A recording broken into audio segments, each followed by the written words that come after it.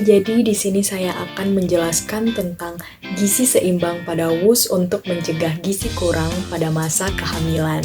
Oke, langsung saja kita masuk ke slide berikutnya. Baik, ini adalah nama-nama anggota kami, kelompok 13 BBL Gizi Masyarakat. Ini adalah outline materi kami. Yang pertama ada pengertian wanita usia subur atau WUS. Dan yang kedua adalah cara pemantauan status gizi pada WUS berdasarkan antropometri. Dan yang ketiga ada faktor-faktor yang mempengaruhi ibu hamil gizi kurang. Berikutnya yang keempat ada dampak ibu hamil gizi kurang. Yang kelima kebutuhan asupan gizi yang harus diperhatikan WUS sebelum kehamilan. Yang keenam, pengertian gizi seimbang. Yang ketujuh, prinsip gizi seimbang. Yang kedelapan, 10 pesan gizi seimbang. Dan yang kesembilan, contoh menu gizi seimbang. Di sini sudah ada pengertian tentang wanita usia subur. Saya akan menjelaskan secara singkat apa itu yang dimaksud dengan wanita usia subur. Jadi wanita usia subur ini tuh berada di rentang usia 15 sampai 49 tahun. Siapa sih yang masuk ke dalam WUS itu? Yang masuk itu ada remaja, ada ibu hamil, ada ibu menyusui, dan juga ada pasangan usia subur atau PUS.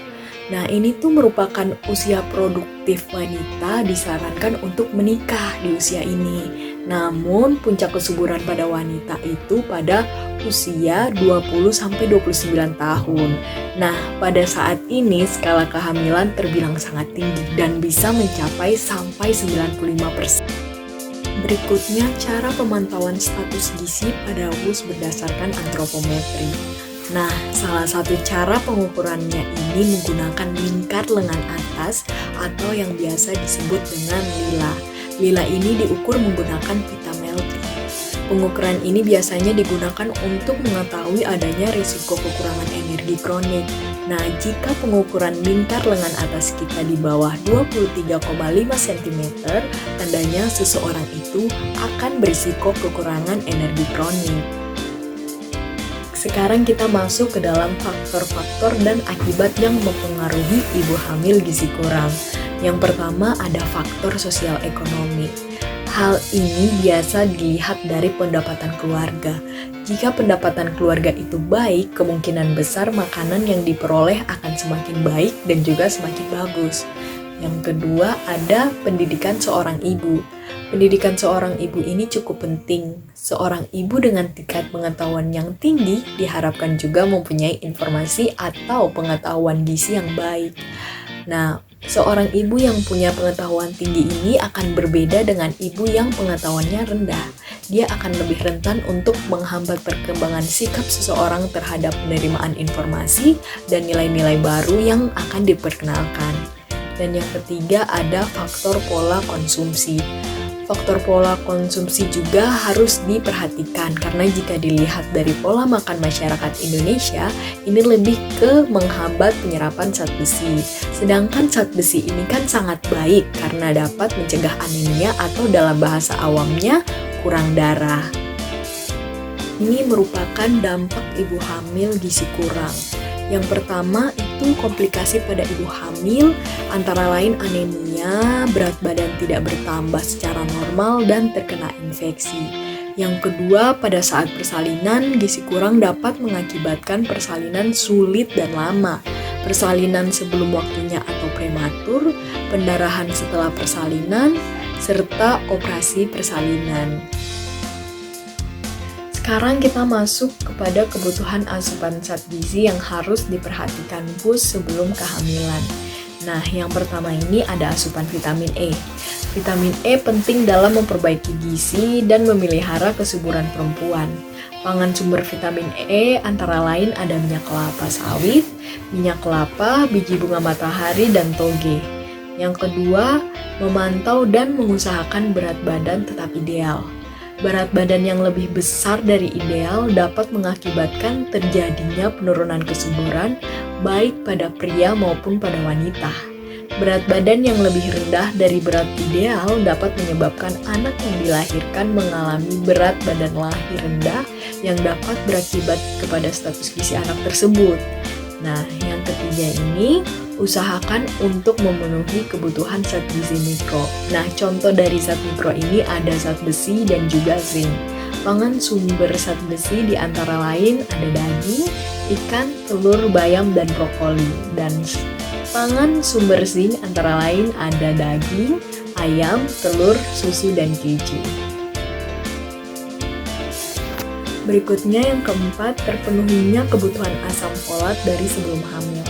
Asam folat berfungsi dalam pembentukan otak dan saraf menyusunnya, sehingga kekurangan folat sebelum hamil dapat mengakibatkan terganggunya perkembangan otak dan kecerdasan bayi yang dilahirkan. Nah, pangan sumber folat diantaranya biji-bijian, buah-buahan, dan sayuran hijau berdaun. Yang kelima, biasakan menjalani pola hidup sehat dan istirahat yang cukup. Pola hidup yang sehat akan meningkatkan kesehatan dan kualitas hidup yang lebih baik, rajin berolahraga, dan juga tidak merokok. Kita akan membahas tentang pengertian dari gizi seimbang. Nah, pastinya kalian sudah tidak asing lagi ya dengan kata-kata tadi. Gizi seimbang adalah susunan pangan sehari-hari yang mengandung zat gizi dalam jenis dan jumlah yang sesuai dengan kebutuhan tubuh dengan memperhatikan prinsip keanekaragaman pangan, aktivitas fisik, pola hidup bersih, dan memantau berat badan secara teratur dalam rangka mempertahankan berat badan normal untuk mencegah masalah gizi. Selanjutnya adalah prinsip gizi seimbang yang terdiri dari 4 pilar yang pada dasarnya merupakan rangkaian upaya untuk menyeimbangkan antara zat gizi yang keluar dan zat gizi yang masuk dengan memantau berat badan secara teratur.